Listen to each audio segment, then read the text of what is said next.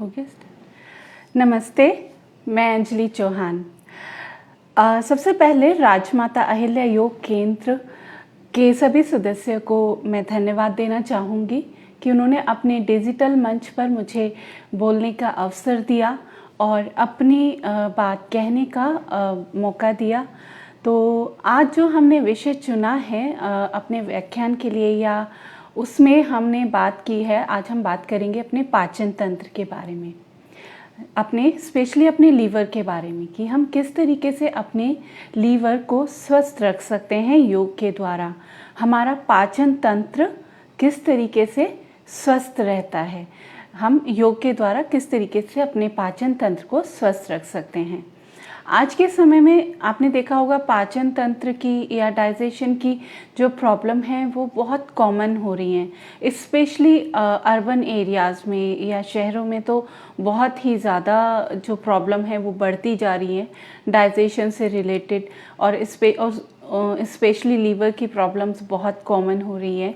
तो जैसे fatty liver आपने सुना होगा कि बहुत कॉमन है, आम तौर पर सुनने में आ जाता है कि फैटी लीवर का प्रॉब्लम बहुत लोगों में होता है, या और भी बहुत सारी प्रॉब्लम्स हैं लीवर की, जैसे लीवर सिरोसिस है या इस तरीके की और भी बहुत सारी प्रॉब्लम सुनने में आती हैं। तो आज हम उन्हीं सबके बारे में बात करेंगे कि योग के द्वारा और नेचुरल तरीके से हम किस तरीके से अपने डाइजेशन को, अपने लीवर को स्वस्थ रख सकते हैं। तो सबसे पहले तो हम ये जानते हैं कि हमारा लीवर इतना जो मुख्य ऑर्गन है क्यों, और उसका काम क्या है, वो उसके फंक्शन क्या हैं, वो हमारे शरीर में क्या काम करता है। तो इन सब के बारे में पहले थोड़ा सा अगर हम जान लेंगे तो हमें अपने पाचन तंत्र को सुधारने में, उसका ध्यान रखने में हमें बहुत मदद मिलेगी। हम बहुत अच्छे तरीके से अपने पाचन तंत्र को स्वस्थ रख सकते हैं।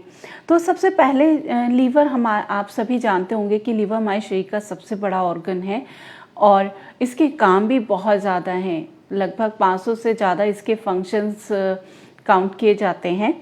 लेकिन मैं सिर्फ कुछ मुख्य जो फंक्शन है लीवर के वो आप लोगों के साथ शेयर करूंगी। जैसे अब हमारे शरीर की एनर्जी को मेंटेन रखने का काम लीवर करता है, हमारी बॉडी को डिटॉक्सिफाई करने का काम, जो सबसे इम्पोर्टेंट काम है, हमारी बॉडी के जो टॉक्सिन्स हैं उनको बाहर निकालने का, उनको डिटॉक्सिफाई करने का काम भी लीवर करता है।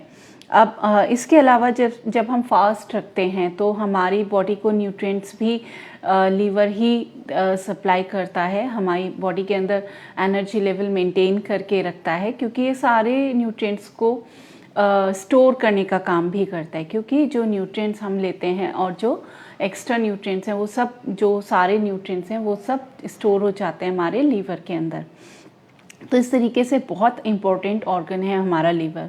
तो इसकी देखभाल कैसे करें, इसको कैसे स्वस्थ रखें और अपने पूरे पाचन तंत्र को कैसे स्वस्थ रखें, तो इस सब के बारे में हम जानते हैं। अब अगर हम किसी भी अपने पाचन तंत्र को स्वस्थ रखते हैं तो उसको जो ट्रीटमेंट हम करते हैं, चाहे वो योगा के थ्रू ही हो, वो तभी इफ़ेक्टिव है जब हम उसके कारण को जानेंगे। इफ़ेक्टिव ट्रीटमेंट तभी होगा जब तक हम उसके कारण को नहीं जानेंगे कि हमारे जो प्रॉब्लम है वो आ क्यों रही है। तो अपनी ट्रीटमेंट के साथ साथ अपने कॉज को जानना भी उतना ही इम्पोर्टेंट है कि जो हमारी प्रॉब्लम है वो क्यों आई हैं। तो कुछ मेन रीज़न, जो कुछ मुख्य कारण हैं हमारे पाचन तंत्र के प्रॉब्लम्स आने के आज के टाइम में, तो वो मैं आप लोगों के साथ शेयर करूंगी और इन सब का आप ध्यान से सुनिए। जो पहला रीज़न है हमारा वो ओवर यूज़, जब हम केमिकल करते हैं। अब आप ये देखिए कि जो हम मील ले रहे हैं उसमें कितना केमिकल जाता है, तो वो केमिकल को डिटॉक्सिफाई करने का काम भी लीवर का ही है। तो जब लीवर, लेकिन हर ऑर्गन की एक लिमिट है काम करने की, तो अगर उस लिमिट से ज़्यादा वो उस पर ओवरलोड पड़ता है तो फिर वो उस लेवल पर काम नहीं कर पाता और उस ऑर्गन में प्रॉब्लम आने लगती है। तो हम इस लेवल पे अगर इतना केमिकल हम कंज्यूम करेंगे तो ऑब्वियसली वो हमारे लीवर के लिए बहुत हार्मफुल होगा। तो जो हम खाने में हमारे फर्टिलाइज़र्स के थ्रू केमिकल्स जाते हैं, चाहे उनको हम कितना भी कुक कर लें, वॉश कर लें, लेकिन कुछ परसेंटेज तो केमिकल्स की रह ही जाती है। साथ साथ जो हम रेगुलर मेडिसिन्स का यूज़ करते हैं, जो हम नियमित तौर पे दवाइयाँ खाते हैं, कभी कुछ बार तो हमें ज़रूरत होती है, लेकिन अधिकतर अभी ये देखा जाता है कि हम खुद भी बहुत सारी दवाइयाँ खाते हैं, ना बीमार होने के लिए भी मेडिसिन्स लेते हैं। तो जब वो इतनी मेडिसिन, चाहे वो किसी भी वजह से ले रहे हों, तो उनको उसका असर भी हमारे लीवर पर जाता है। तो इसीलिए मेडिसिन्स अगर ज़रूरत नहीं है तो कम से कम आप कंज्यूम करें। तो और वैसे भी डॉक्टर के बिना कंसल्ट किए हमें मेडिसिन नहीं लेनी चाहिए, क्योंकि उन सब का असर हमारे ऑर्गन्स पर ही पड़ता है। तो इस तरीके से केमिकल्स का ओवर यूज़ करना, ओवर अंदर जाना हमारे लीवर के लिए बहुत हार्मफुल होता है। तो दूसरा रीज़न, बहुत मुख्य रीज़न है स्ट्रेस या तनाव। स्ट्रेस तनाव हमारा मेंटल तो होता ही है, साथ साथ फिज़िकल तनाव भी होता है। जो मेंटल स्ट्रेस है वो तो हमारे ऑर्गन्स पे असर डालता ही है, फिज़िकली स्ट्रेस भी। अभी मैं अगर एक उदाहरण आपको दूं कि जब एक हमारा जो आज के टाइम में काम करने का तरीका है वो बहुत सिटिंग आवर्स हमारे बढ़ते जा रहे हैं, हमारा बैठने का टाइम वो बहुत ज़्यादा बढ़ता जा रहा है, तो वो भी एक तनाव है। वो भी फिज़िकली एक तनाव होता है कि हम कंटिन्यू बैठे हुए हैं, हमारा मूवमेंट नहीं है, हमारा चलना फिरना ही नहीं है। तो वो हमें एक मेंटली स्ट्रेस तो देता ही है, साथ साथ फिज़िकली स्ट्रेस भी देता है। तो उनका असर भी हमारे ऑर्गन्स पे, स्पेशली लीवर पर जाता है। और जब एक ऑर्गन का पे असर जाएगा तो हमारे सारे ऑर्गन एक दूसरे से कनेक्ट हैं, तो हर ऑर्गन पे उसका असर पड़ता है। तो ओवरऑल हमारी पूरी हेल्थ इम्पैक्ट होती है, स्पेशली डाइजेशन तो सबसे, क्योंकि स्ट्रेस और डाइजेशन में एक डायरेक्ट कनेक्शन है। जैसे ही हम तनाव में आते हैं हमारा डाइजेशन गड़बड़ हो जाता है। तो इसलिए अपने आप को कोशिश करें तनाव से दूर रखें, और तनाव से दूर रखने का सबसे अच्छा तरीका योग को अपनाएं।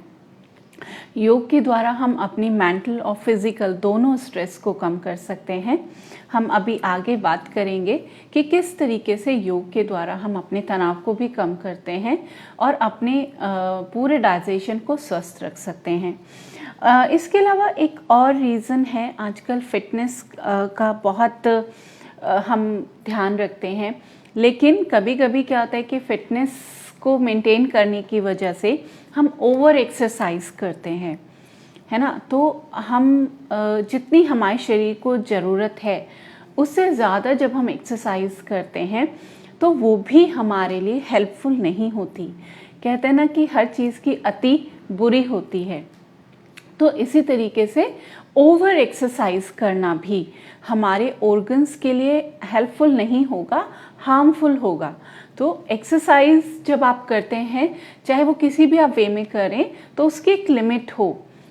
फिटनेस को की वजह से आप ओवर एक्सरसाइज ना करें, तो उससे स्पेशली हमारा लीवर पर बहुत इम्पैक्ट पड़ता है और हमारे ऑर्गन्स बहुत डैमेज होने के भी चांसेस रहते हैं। तो इसलिए हमेशा एक तो एक्सरसाइज, योगा या आप कोई भी चीज़ अगर इस तरीके की अपनाते हैं तो वो किसी की गाइडेंस में करें। अपने आप से जब हम करते हैं तो हमें नहीं पता होता कि हमें क्या चीज़ कितनी करनी है, तो इस चीज़ को भी आप हमेशा ध्यान रखें। इसके साथ साथ हमारा ओवर ईटिंग जो है, ओबेसिटी आप कह सकते हैं, ओबेसिटी एक बहुत बड़ा रीज़न है हमारे लीवर पर जो असर डालता है, और आज के टाइम में तो ओबेसिटी बहुत ज़्यादा बढ़ती जा रही है। तो अपनी ओबेसिटी को कंट्रोल करने के लिए अपनी एक्सरसाइज रेगुलर रखें, लेकिन ओबेसिटी को कंट्रोल करने का भी एक सही तरीका अपनाएं। आज के टाइम में आपने देखा होगा कि अपनी फिटनेस की वजह से या अपने वेट कम करने के लिए या रिड्यूस करने के लिए हम बाय हुक और बाय क्रुक कुछ भी करना चाहते हैं, हम खाना छोड़ देते हैं या ओवर एक्सरसाइज करते हैं, तो ये सब गलत तरीके जब हम अपनाते हैं तो उनके साइड इफ़ेक्ट्स हमें होने लगते हैं। कुछ टाइम बाद तो शुरू में हमें लगता है कि हाँ हमारा वेट रिड्यूस हो रहा है, लेकिन लॉन्ग टर्म में वो हमारे लिए बहुत हार्मफुल होते हैं। आगे चल के हमारे ऑर्गन्स पर उसका बहुत गलत असर पड़ता है।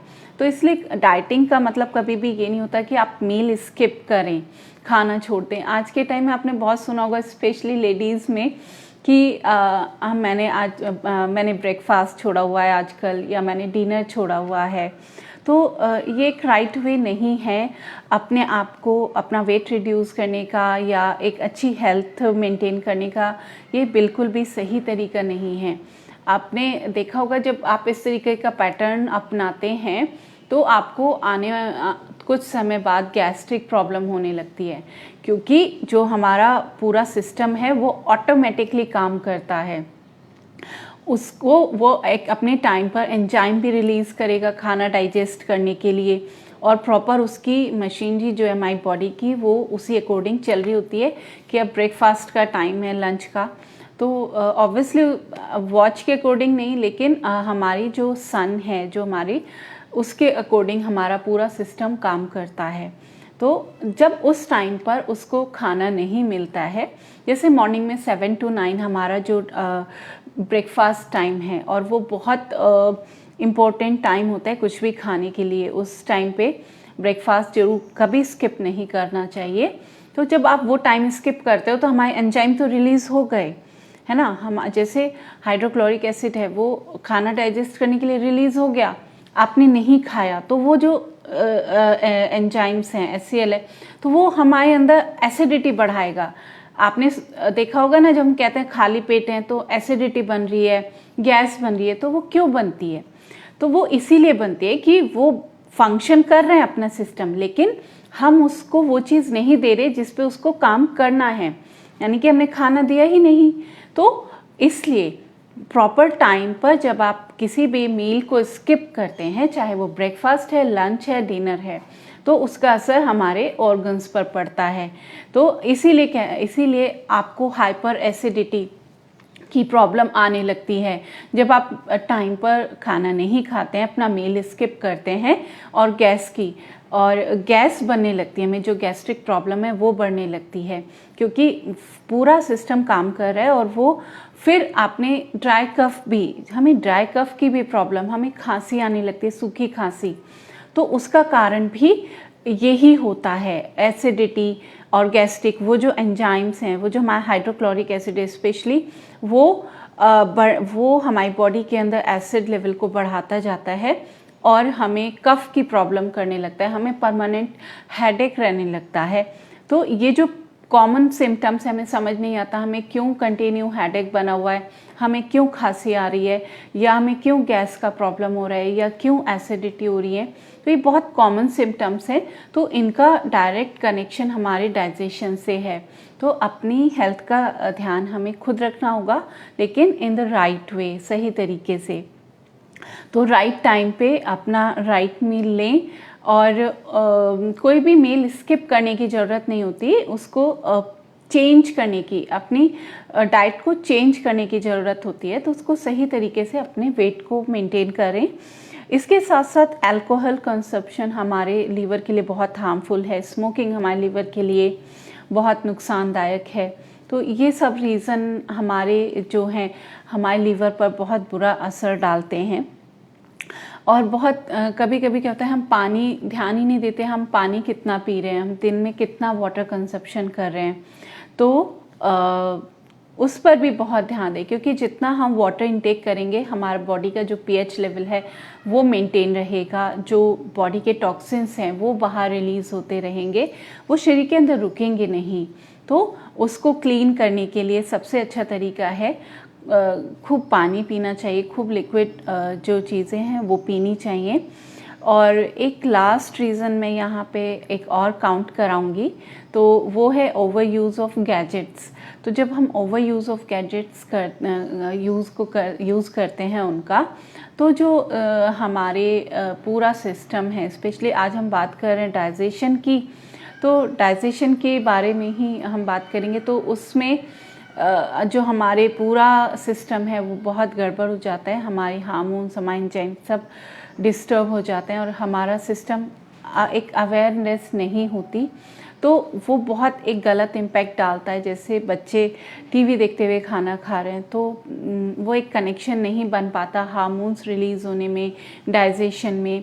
तो या बच्चे या बड़े सभी लोग जब ओवर यूज़ करते हैं गैजेट्स का या किसी भी चीज़ का, फ़ोन का, इतना फ़ोन हम यूज़ करते हैं तो वो उसका भी प्रॉब्लम हमें आता है, हमारा डाइजेशन सब डिस्टर्ब हो जाता है।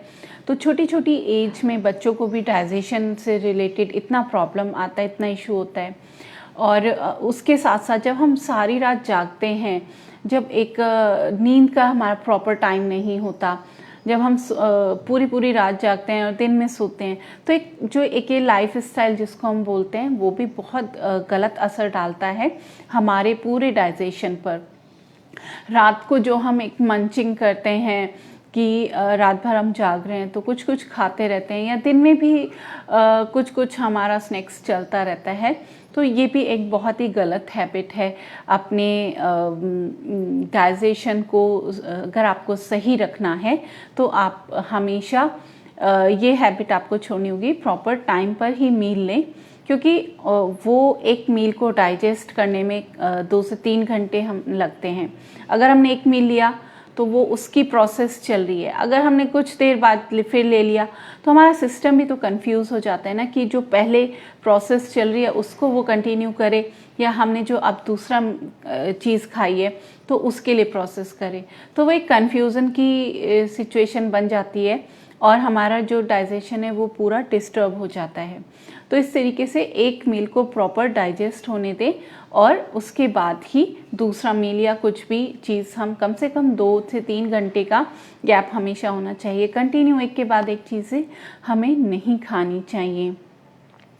तो ये तो बात रही रीज़न की, कारण की। अब हम आते हैं सॉल्यूशन पर कि किस तरीके से हम किन चीज़ों का ध्यान रखें कि हम अपने पूरे डाइजेशन को, पूरे लीवर को हम हेल्दी रख सकते हैं। तो इसके लिए मैं आपको कुछ ऐसी चीज़ें, कुछ सुपर फूड्स हैं जो मैं आपके साथ शेयर करूँगी। जैसे गार्लिक बहुत अच्छा सुपर फूड है जो हमारे लीवर के लिए बहुत हेल्पफुल है, बहुत इफ़ेक्टिव है। तो जितना अच्छे मतलब आप गार्लिक यूज़ करेंगे, कुकिंग में ओवर यूज़ नहीं करना चाहिए गार्लिक का। आप रॉ फॉर्म में अगर उसको हल्का सा क्रश करके खाते हैं तो वो बहुत इफ़ेक्टिव होता है हमारे पूरे डाइजेशन के लिए, लीवर के लिए। तो हमारे कोलेस्ट्रॉल को, आपने सुना होगा कि वो हमारे कोलेस्ट्रॉल को, और कोलेस्ट्रॉल डायरेक्टली लिंक्ड है हमारे लीवर के साथ, लीवर की हेल्थ के साथ, फैटी लीवर के लिए। तो हमारा फैटी लीवर में आपको बहुत हेल्पफुल होगा गार्लिक। इसके साथ साथ ग्रेप्स बहुत हेल्पफुल होते हैं। ग्रेप्स बहुत अच्छा सुपर फूड है। ग्रेप्स को अगर आप खाते हैं तो वो भी हमारे डाइजेशन को हेल्दी रखता है, स्वस्थ रखता है। ग्रेप्स के साथ साथ रेजिन्स भी, जो किशमिश होती हैं, उनको भी आप खाएं। और ग्रेप्स जो है या रेजिन्स जो हैं, आप उनको पानी में भिगो के भी ले सकते हैं कि ओवरनाइट, पूरी रात उनको पानी में भीगने दें और उन रेजिन्स को भी आप लें। और साथ साथ जो आपका वाटर है जो जिसमें भिगाई हुई है, तो जो आपका पानी भीगा हुआ है वो उस पानी को भी आप ज़रूर कंज्यूम करें। इसके साथ साथ वॉलनट भी एक बहुत अच्छा चीज़ है अपने हमारे लीवर के लिए। तो अगर आपको लीवर को हेल्दी रखना है तो वॉलनट भी एक रेगुलर अपनी डाइट में ज़रूर इंक्लूड करें। तो वॉलनट हमारे ओवरऑल हेल्थ के लिए बहुत अच्छा है, तो वॉलनट हमारी डाइट में ज़रूर इंक्लूड होना चाहिए। इसके साथ साथ लेमन वाटर आपने सुना होगा कि हमारे डिटॉक्सिफाई करने के लिए बहुत अच्छी चीज़ है। तो नींबू पानी को अपनी डाइट में ज़रूर इंक्लूड करें। लेमन वाटर अगर आप सुबह लेमन वाटर लेते हैं तो वो भी एक बहुत अच्छा हमारी क्लीनिंग का काम करता है, सभी सिस्टम को क्लीन रखता है। इसके साथ साथ लीफी वेजिटेबल्स, फाइबर युक्त जो डाइट है वो लेनी चाहिए। फ्रूट्स अच्छे से लें और जो लीफी वेजिटेबल्स हैं वो उनका कंजप्शन ज़रूर बढ़ाएं, वो डाइट में ज़रूर होनी चाहिए। इसके साथ साथ जो मोटा अनाज है तो वो हमारे चोकर युक्त, जैसे अगर गेहूं भी आप खाते हैं तो वो चोकर युक्त आटा होना चाहिए। या अभी डिफरेंट टाइप के जो अनाज हैं उनका ट्रेंड बहुत है तो उनको अपनी डाइट में ज़रूर इंक्लूड करें, जैसे रागी है, ज्वार है, बाजरा है, बहुत डिफरेंट टाइप के, लेकिन सीज़न को ध्यान में रखें। तो इस टॉपिक पे हम फिर कभी बात करेंगे। तो लेकिन इन सबको अपनी डाइट में इंक्लूड तो जरूर करें, लेकिन अपने सीज़न को देखकर कि किस सीज़न में कौन सा अनाज हमें लेना चाहिए। इसके साथ साथ एक बहुत ही अच्छा डिटॉक्सिफाई करने का तरीका है अपने आप को, एक बहुत बड़ा सुपर फूड है त्रिफला। त्रिफला जो है वो अगर हम रेगुलर लेते हैं तो वो हमारे बॉडी को बहुत अच्छी तरीके से डिटॉक्सिफाई करता है, सभी ऑर्गन्स को, लीवर को और पूरे डाइजेशन को बहुत ही हेल्दी रखता है। तो अगर त्रिफला आप अपनी डाइट में, अपने रूटीन में ऐड करते हैं तो उसको आप अपने आप को डिटॉक्सिफाई कर सकते हैं बहुत अच्छे तरीके से। तो रात को सोते समय अगर आप त्रिफला लेते हैं हल्का गुनगुने पानी के साथ तो वो आपको डिटॉक्सिफाई करेगा पूरी तरीके से। तो अपनी और इसमें ऐसा नहीं है कि आप बच्चों को नहीं दे सकते हैं या किसी एज में नहीं ले सकते, आप हर एज में। और त्रिफला तो एक ऐसी चीज़ है, वो एक डिटॉक्सिफाई करने के साथ साथ हमारी आइज़ के लिए, हमारे हेयर के लिए और सभी चीज़ों के लिए बहुत अच्छा है। तो त्रिफला हमारी डाइट में, हमारे रूटीन में ज़रूर होना चाहिए। चलिए, तो ये तो कुछ बातें रही हमारी जो हमारी खाने पीने के द्वारा हम कैसे अपने डाइजेशन को स्वस्थ रख सकते हैं, कैसे हम अपने लीवर को हेल्दी रख सकते हैं। अब हम कुछ बात करते हैं योगा की और कुछ नेचुरल तरीके की, उनके द्वारा हम कैसे अपने लीवर को हेल्दी रख सकते हैं। तो एक तो सबसे पहले मैं ये कहना चाहूँगी कि योग को जब भी आप करें तो वो किसी टीचर की गाइडेंस में होना चाहिए, कि हमें नहीं पता होता, क्योंकि बहुत सारी चीज़ें अच्छी तो होती हैं लेकिन उनकी कुछ कंडीशंस होती हैं कि वो हमें इस प्रॉब्लम में करना है या किस कंडीशन में नहीं करना। तो इसलिए जब भी आप योग को करें तो एक प्रॉपर एक गुरु की गाइडेंस हो, किसी टीचर की गाइडेंस में ज़रूर करें, ठीक है। तो ये सबसे इम्पोर्टेंट बात है। अब हम जो योग की बात करते हैं तो योग में जो हमारे योगीज़ रहे हैं तो उनके दो इम्पोर्टेंट चीज़ों पर वो सबसे ज़्यादा ध्यान देते थे। तो एक तो हमारी जो स्पाइन है, वो जो स्पाइन की हेल्थ है, उसकी फ्लेक्सिबिलिटी है, वो उस पर बहुत ज़्यादा उनका फोकस रहता है। और दूसरा हमारे एब्डोमिनल हेल्थ, जो हमारा पेट है, उस पर उनका बहुत ज़्यादा ध्यान रहता है। तो अगर हमारी स्पाइन सही है और हमारा पेट सही है तो हमारी ओवरऑल हेल्थ सही रहेगी। तो आज हम बात करते हैं कि अपनी एब्डोमिनल हेल्थ को या किस तरीके से हम सही रख सकते हैं योग के द्वारा। तो इसमें वैसे तो बहुत सारे आसन होते हैं जो हमारे लिए हेल्पफुल होते हैं, हमारे डाइजेशन को सही रखने के लिए, हमारे लीवर को, ओवरऑल हेल्थ के लिए बहुत अच्छे हैं। लेकिन आज हम सिर्फ कुछ आसन ऐसे हैं जिनको आज हम यहाँ करेंगे। और उनके जब आप किसी आसन को करते हैं तो उसमें किस चीज़ का ध्यान हमें रखना चाहिए। किसी भी आसन को इम्पोर्टेंट उसका जाना और आना नहीं बनाता। किसी भी पोजीशन में आप जा रहे हैं और वापस आ रहे हैं, वो इतना इम्पोर्टेंट नहीं है। जितना इम्पोर्टेंट है आप उस पोजीशन में कितनी देर रुकते हैं, है ना। तो जैसे कहा जाता है स्थिर सुखम आसनम, तो आप किस देर तक किस आसन में रुकते हैं और उस पोजीशन को आप कितना सुख के साथ, कितना कंफर्ट के साथ होल्ड करते हैं, तो उसका इम्पैक्ट आसन का तभी आएगा। तो अगर हम किसी आसन में गए, हमने किया और फिर वापस आ गए, तो वो आपका कोई इम्पैक्ट डालेगा ही नहीं। उस पोजीशन को कुछ टाइम चाहिए कि आपके ऑर्गन पे वो काम करे, तो उसके लिए आपको कुछ टाइम उस पोजीशन में रुकना होगा, तभी वो काम करेगा।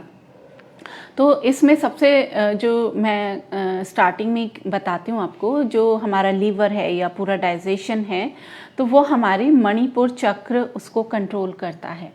अगर आप चक्रास के बारे में जानते हैं तो तो हमारे जैसे 7 चक्रास होते हैं: मूलाधार, स्वाधिष्ठान, मणिपुर, अनाहत चक्र, विशुद्धि चक्र, आज्ञा चक्र एंड सहस्त्रार चक्र। तो ये 7 चक्र आज हमारे होते हैं। तो इसमें जो डाइजेशन है, स्पेशली डाइजेशन की आज हम बात करें, और लीवर, तो लीवर जो है उसको कंट्रोल करता है चक्र, मणिपुर चक्र।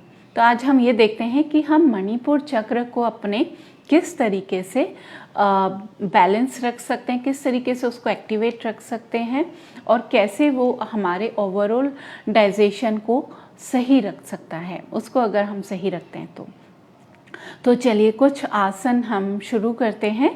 तो हम जो शुरू करेंगे वो सबसे पहले है मलासन। तो मलासन में आप सबसे पहले हमें इस तरीके से बैठना होगा अपने फीट्स पर, और इसमें ध्यान रहे आपके नीज में एक अच्छा डिस्टेंस हो, एक अच्छा गैप होना चाहिए, और आपकी जो एल्बोज़ हैं वो यहाँ पर होनी चाहिए। ठीक है, दोनों एल्बोज़ यहाँ पर, जिससे एक अच्छा प्रेशर जाए आपके यहाँ पर। तो जब आप यहाँ इस तरीके से प्रेस करेंगे तो उसका प्रेशर हमारे एब्डोमेन पर जाएगा, हमारी डाइजेशन उससे, और डायरेक्ट उसका असर हमारे मणिपुर चक्र पर जाएगा। और हाथों को आप ऐसे नहीं रखेंगे। अगर हम इस तरीके से रखते हैं तो आप फील करेंगे कहीं कोई असर जा ही नहीं रहा है। तो इस पोजीशन में सिर्फ बैठना इम्पोर्टेंट नहीं है, उसको करेक्ट वे में करना इम्पोर्टेंट है। तो इसमें जो हमारे हाथों की पोजीशन है वो बिल्कुल सेंटर में होनी चाहिए। तो अब आप देखते हैं इस पोजीशन में जब आप आते हैं तो आपका एक अच्छा जो प्रेशर है वो हमारे एब्डोमेन पर बनता है, पूरी इंटेस्टाइन पर बनता है। और अगर हम चक्र की बात करें तो हमारे मणिपुर चक्र पर बनता है। तो और फोकस वहीं पर रहना चाहिए।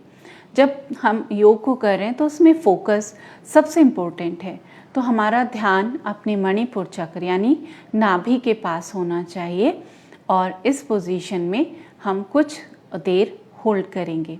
कम से कम आप जैसे अगर हम योग शुरू कर रहे हैं, जो जिन्होंने अभी नया नया योग शुरू किया है, तो वो कुछ कम देर के लिए इस पोजीशन में रुकें या किसी भी पोजीशन में। लेकिन अगर आप काफ़ी टाइम से योग कर रहे हैं तो आप आराम से इस पोजीशन में 1 मिनट तक रुक सकते हैं, या अपनी कैपेसिटी के अकॉर्डिंग इस पोजीशन में आप रुक सकते हैं। तो ये मलासन बहुत अच्छा आसन है हमारे डाइजेशन को, हमारे मणिपुर चक्र को कंट्रोल करने के लिए, बैलेंस करने के लिए। लेकिन ध्यान रहे हमारी बैक, हमारी जो कमर है वो बिल्कुल स्ट्रेट रहनी चाहिए। हमारी गर्दन, कमर, हमारे back, neck should be straight, और आर्म्स भी। तो यानी कि जब आप एक अवेयरनेस के साथ करते हैं किसी भी आसन को, तो वो तभी असर उसका होता है, तभी वो इफ़ेक्टिव भी होता है। तो इसी पोजीशन में अब हम एक और वेरिएशन करेंगे, एक और आसन करते हैं। इसमें आप क्या करते हैं, मलासन में रहते हुए ही अपने दोनों नीज को आप होल्ड करेंगे इस तरीके से। ठीक है, और इसको आप नीचे इस तरीके से प्रेस करेंगे, और इस वाली जो आपका लेग है इसका प्रेशर आपके एब्डोमेन पर जाएगा, और आपको पीछे टर्न करना है एंड कम बैक। इसी तरीके से साइड चेंज करते हुए भी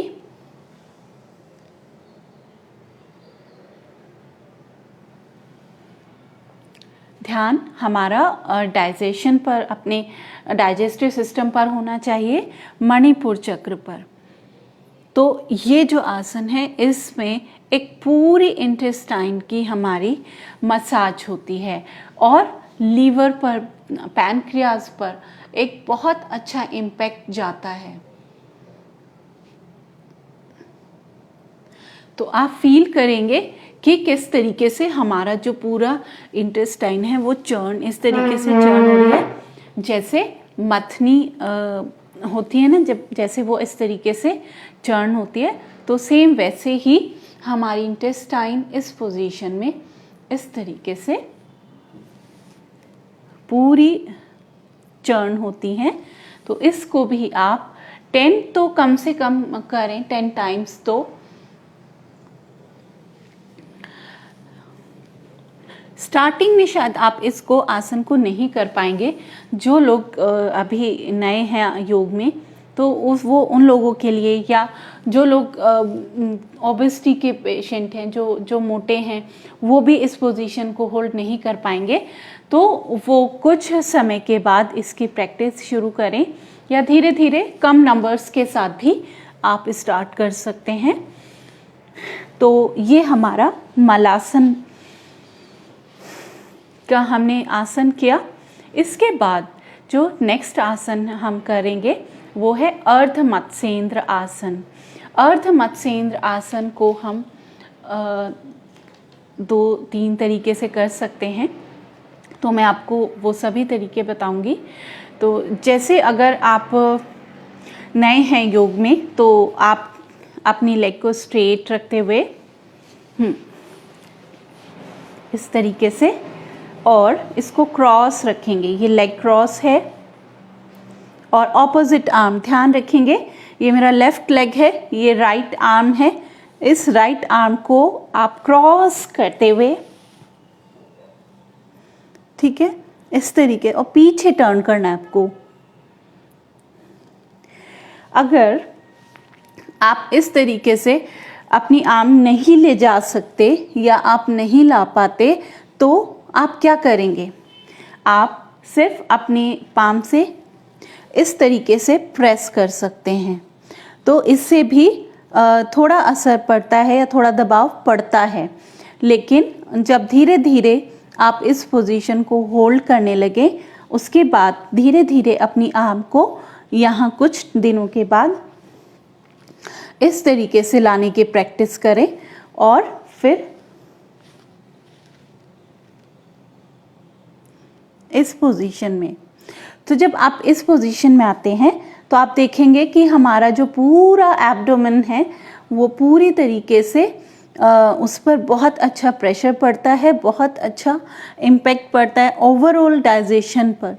तो आप पूरा फोकस अपने मणिपुर चक्र पर रखते हुए अपने लीवर, पैनक्रियाज,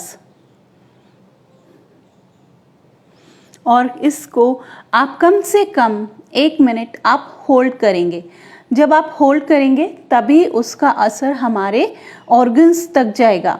अगर मैं सिर्फ गई और आई तो वो तो सिर्फ बाहर तक ही, बाहर की मसल्स पर ही आप सोचिए कि उसका असर जाएगा। अब ऑर्गन्स पर असर डालना है, उसके एंजाइम्स रिलीज पर हमें असर डालना है, तो उनके लिए कुछ टाइम तो हमें देना ही होगा। तो इसलिए कुछ टाइम आप इस पोजीशन में रुकें। अब हम नेक्स्ट जो तरीका है अर्ध मत्स्येंद्रासन का, उसको देखते हैं। तो जो लोग पहले से योग करते हैं तो उनके लिए वो इस आसन को अच्छे से कर सकते हैं। इसमें भी आपकी जो बैक, नेक, शोल्डर एकदम स्ट्रेट होंगे। इसमें आप अपनी लेग को इस तरीके से फोल्ड कर लेंगे और ये क्रॉस करते हुए ऊपर से लाएंगे। ये मेरा लेफ्ट लेग है और राइट आर्म, तो इस पोजीशन में भी क्रॉस करते हुए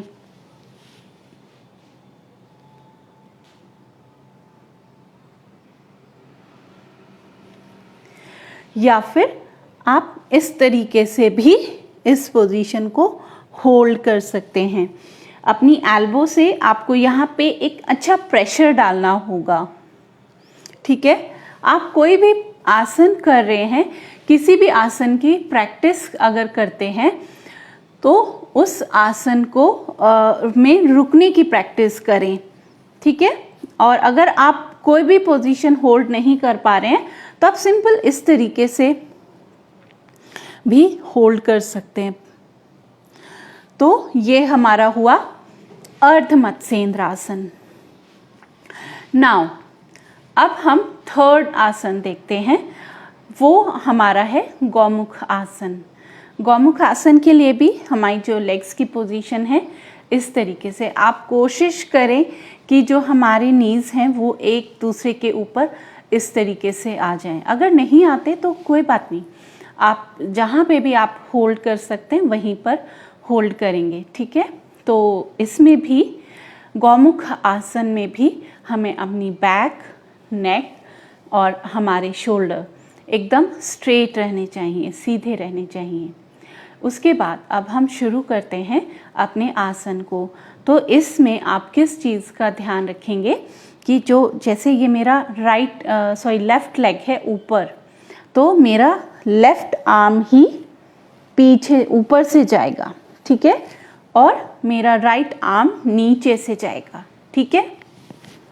तो और सामने देखना, ऐसे नहीं कि ऐसे होल्ड करने की वजह से आपका नेक डाउन हो जाए या आप झुक के इस तरीके से करें। तो अगर आपकी आर्म्स में पीछे डिस्टेंस भी बन रहा है तो कोई बात नहीं, ठीक है, वो डिस्टेंस को आप बना रहने दें, वो धीरे धीरे अपने आप रिकवर हो जाएगा अपने आप।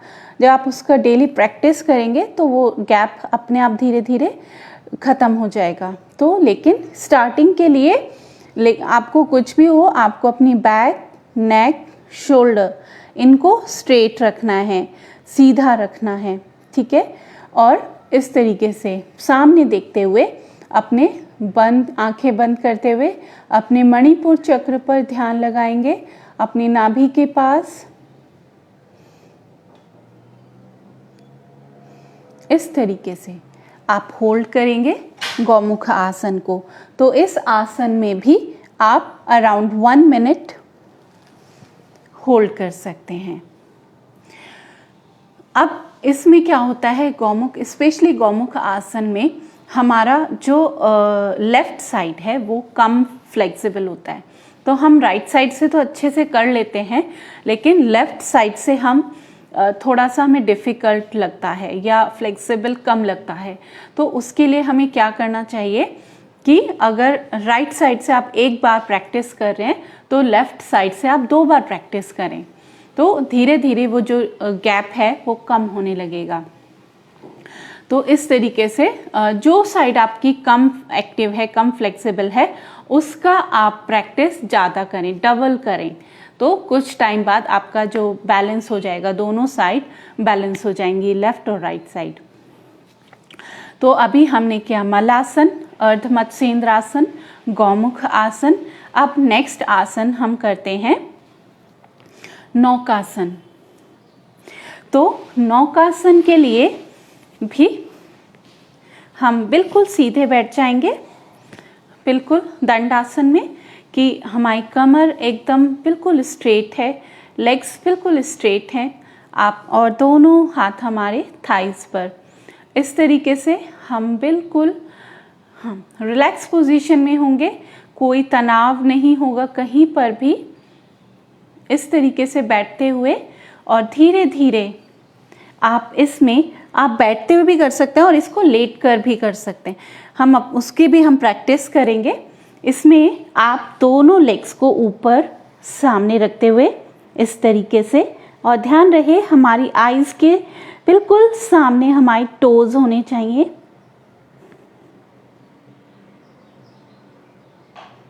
तो इसकी आप प्रैक्टिस करें नौकासन की। पूरा एब्डोमिनल कोर मसल्स हमारी स्ट्रोंग होंगी, डाइजेशन स्ट्रोंग होगा, लीवर पर बहुत अच्छा असर जाएगा। तो इस तरीके से नौकासन की प्रैक्टिस हम कर सकते हैं। एक बार ये देखते हैं कि लेट कर कैसे आप अपनी जगह सीधे लेट जाएंगे और ऊपर उठते हुए इस तरीके से, ठीक है। तो इस तरीके से भी आप नौकासन को होल्ड कर सकते हैं।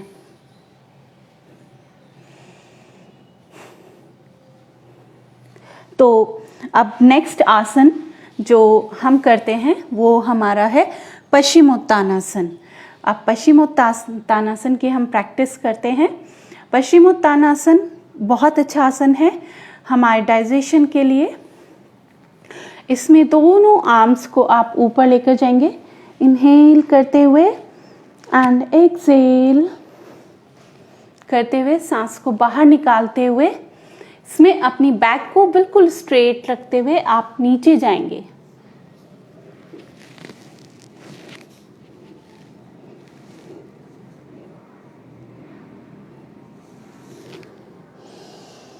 तो पश्चिमोत्तानासन, अगर हम इस तरीके से इतना बेंड नहीं हो पाते तो आप क्या करेंगे, अपनी दोनों आर्म्स को पीछे, इनहेल, इस तरीके से भी आप पश्चिमोत्तानासन की प्रैक्टिस कर सकते हैं।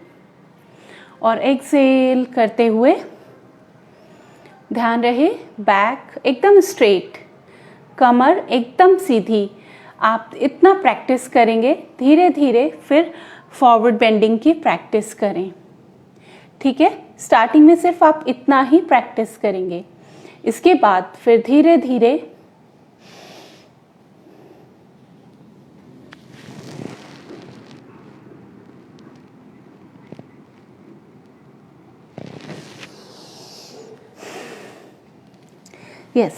तो इस तरीके से पश्चिमोत्तानासन भी हमारे डाइजेशन के लिए बहुत अच्छा आसन है।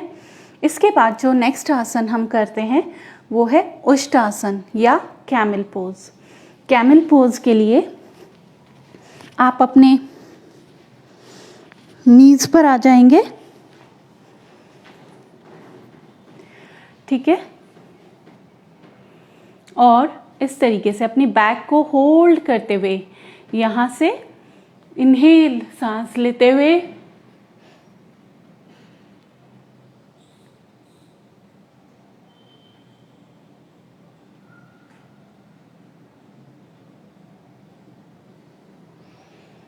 वापस आएंगे। इसको हम कंप्लीट कैमल पोज भी कर सकते हैं, जिसके लिए अपनी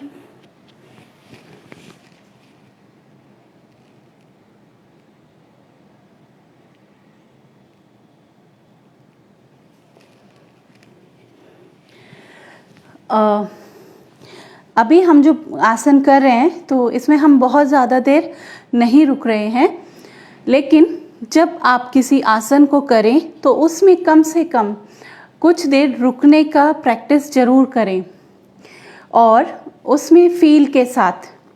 इसमें जो पूरा हम आसन कर रहे हैं वो सभी डाइजेशन से रिलेटेड है, तो पूरा ध्यान हमारे मणिपुर चक्र पर। नाउ शशंक आसन।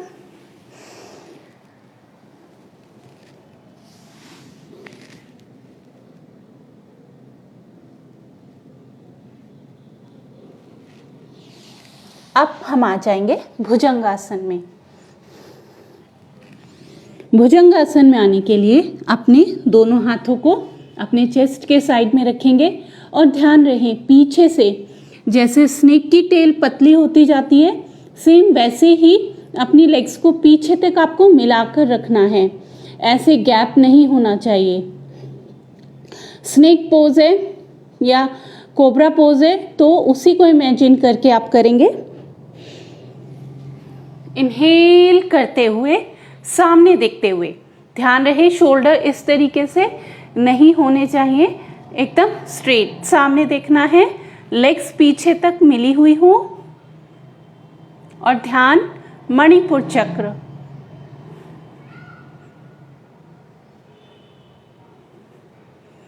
धीरे धीरे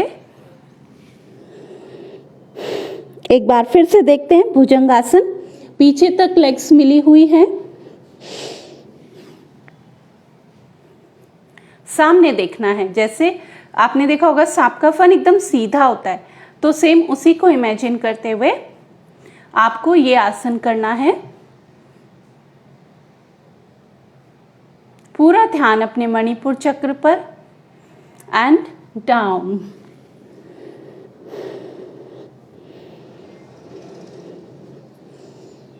नेक्स्ट आसन अब हम कर रहे हैं धनुरासन। धनुरासन के लिए आप अपने एंकल्स को होल्ड करेंगे और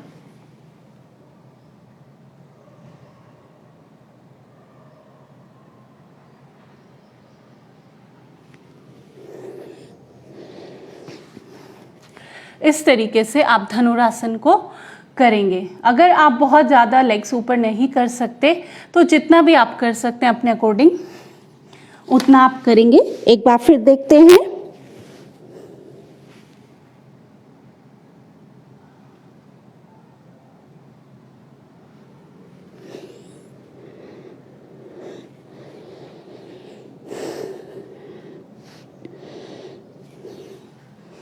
एक बार फिर से शशंकासन में रेस्ट करते हुए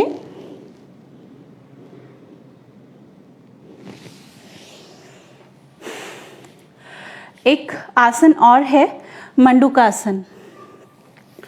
लास्ट आसन हम अब कर रहे हैं। मंडूकासन में हम कैसे करते हैं? मंडूकासन एक बहुत अच्छा आसन है जो हमारे ओवरऑल स्पेशली लीवर और पैनक्रियाज पर बहुत पॉजिटिव इफेक्ट डालता है। तो इसकी प्रैक्टिस हम कैसे करें? इस तरीके से बंद करते हुए मुट्ठी अपनी नेवल के दोनों साइड रखते हुए इनहेल, गहरे सांस लेंगे और सांस छोड़ते हुए सामने देखते हुए बिल्कुल नीचे नहीं जाएंगे और सामने देखना है।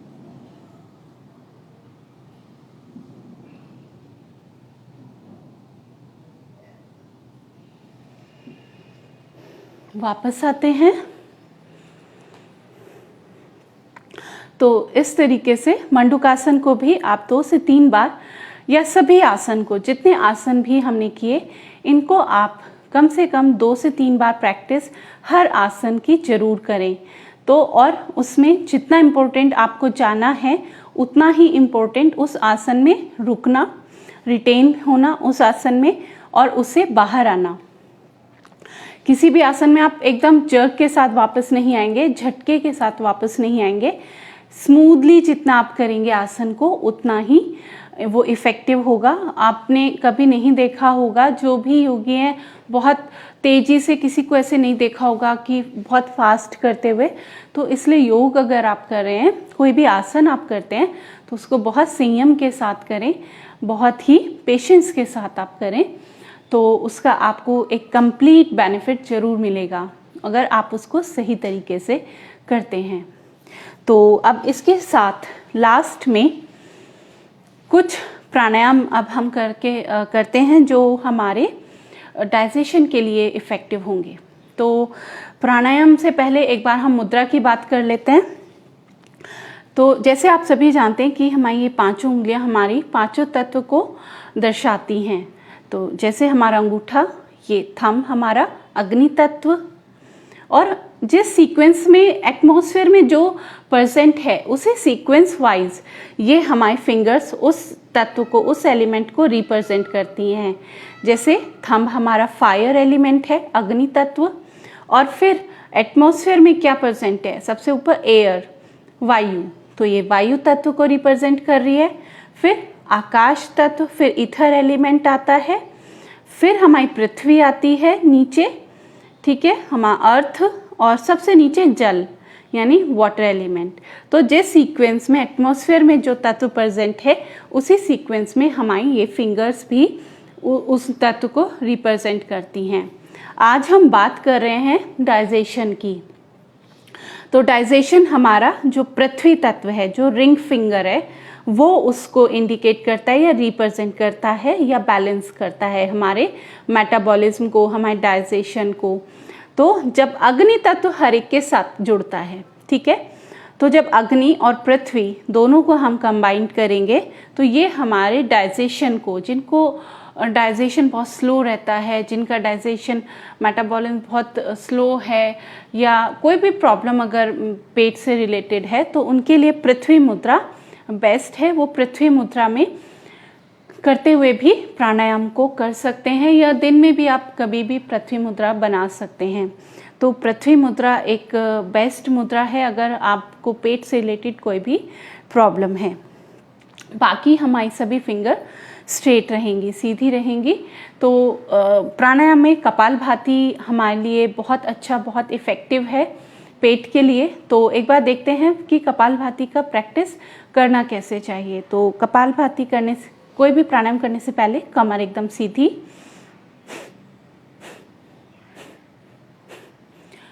पूरा ब्रेथ को हमें एक्सेल करना है।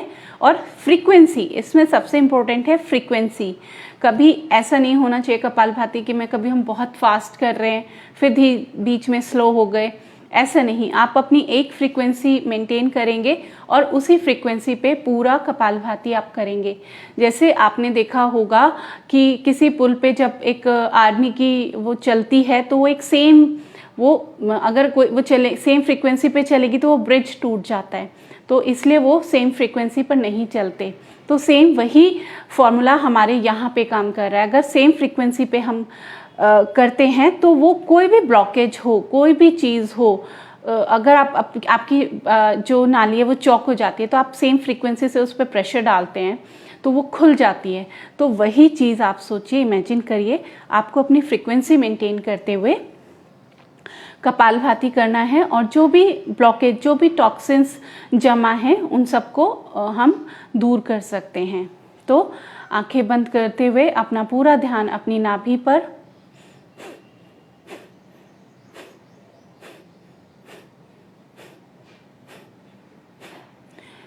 तो इस तरीके से आप कपालभाति को कंटिन्यू करेंगे। शुरू में आप नंबर्स कम रखें और ऐसे जैसे प्रैक्टिस करते जाएं तो फिर अपना टाइम बढ़ाते जाएं। शुरू में 1 मिनट 2 मिनट से शुरू करें, तो उसके बाद फिर आप अपनी प्रैक्टिस बढ़ा सकते हैं। इसके बाद जो हमारा नेक्स्ट प्राणायाम है वो है अनुलोम विलोम। तो अनुलोम विलोम में हम ये मुद्रा बनाएंगे, प्राणायाम मुद्रा, और अपने राइट नॉस्ट्रिल को प्रेस करेंगे और लेफ्ट से इनहेल,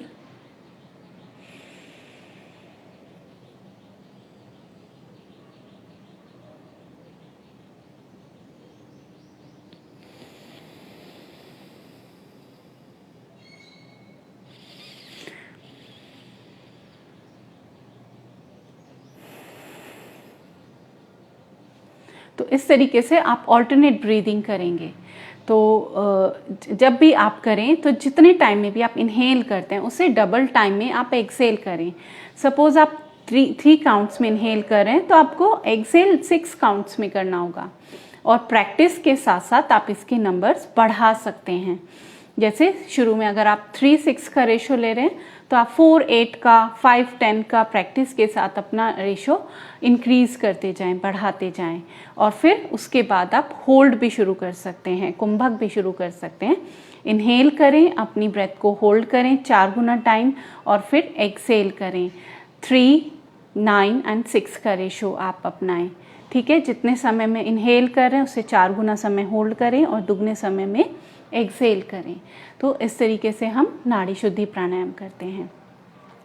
तो इसके साथ साथ जो नेक्स्ट प्राणायाम है वो हमारा है, हम इसमें इनहेल करते हैं, अपनी जो ब्रेथ है आप उसको नेवल तक लेकर जाएं। जब इनहेल करते हैं तो आपका जो पूरा पेट है वो बाहर आना चाहिए एंड एक्सेल करते हुए अंदर।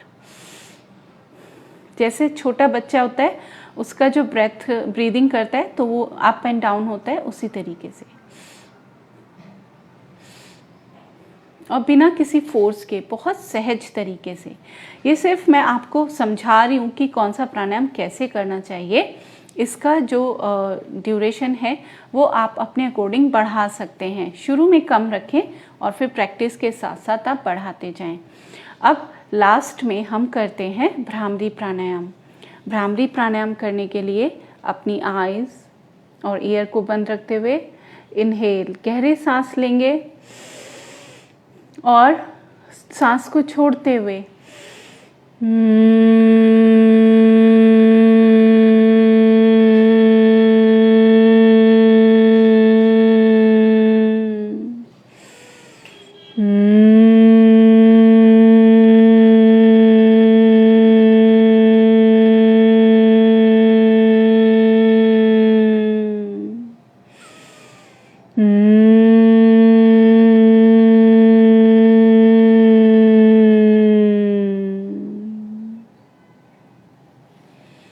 इस तरीके से आप भ्रामरी का प्रैक्टिस करेंगे।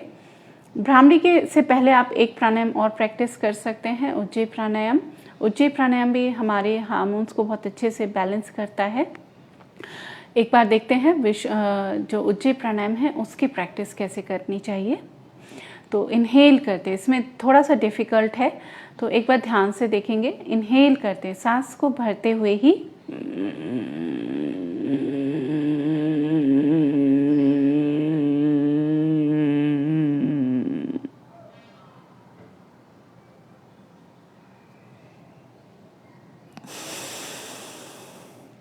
और अपने लेफ्ट नॉस्ट्रिल से एक्सहेल करेंगे। एक बार और देखते हैं।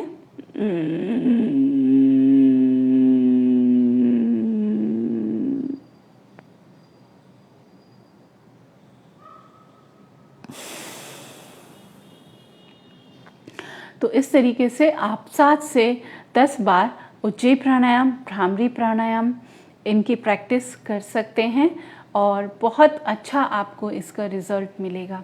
एक लास्ट में एक हम बंध लगाते हैं, उड्डयन बंध। उड्डयन बंध हमारे जैसे 3 बंध होते हैं, मूल बंध, उड्डयन बंध और जालंधर बंध। तो आज हम बात सिर्फ उड्डयन बंध की करेंगे क्योंकि उड्डयन बंध ही हमारे मणिपुर चक्र को बैलेंस करता है। तो उड्डयन बंध की प्रैक्टिस कैसे करनी चाहिए उसको देखते हैं। इनहेल, सांस भरते हुए, फिर सांस छोड़ते हुए, सांस छोड़ते हुए अपने पेट को जितना अंदर, बिल्कुल एयर नहीं होनी चाहिए,